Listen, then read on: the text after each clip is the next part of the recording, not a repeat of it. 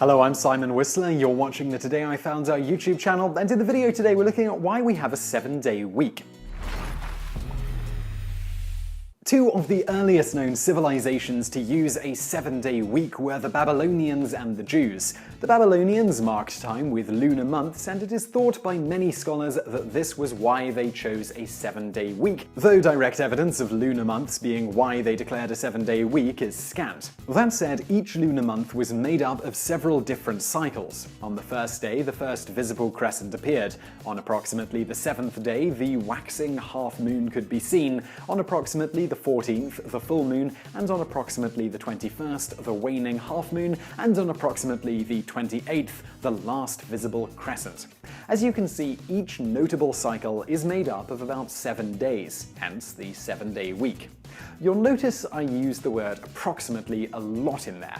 This is because the moon phases don't line up perfectly with this schedule. As such, as far back as the 6th century BC, which incidentally is also around the time the Jews were captives in Babylon, the Babylonians would sometimes have 3 7-day weeks followed by an 8 to 9-day week, presumably to resynchronize the start and end of the weeks to match the phases of the moon. In their normal 7-day week, the Babylonians held the 7th day of each week as holy, much like the Jews did and still do. However, the Babylonians also held the day to be unlucky. Thus, similar to the Jews, but for a different reason, the unluckiness of the day, the 7th day had restrictions on certain activities to avoid dire consequences. The final 7th day of the month for the Babylonians was the day of rest and worship. The ancient Romans during the Republic did not use a 7-day week, but rather went with 8 days.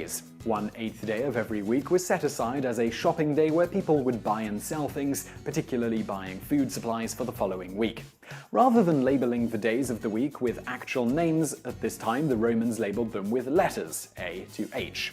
You might think from this that H was always the shopping day, but this isn't correct. You see, the calendar year did not divide evenly by 8. Thus, the day of the week that was the day to go shopping changed every year, but they still often referred to a particular day based on its proximity to the shopping day. For reasons not entirely clear, within a century after the introduction of the Julian calendar in 46 BC, the 8-day week started to diminish in popularity in favor of the 7-day week.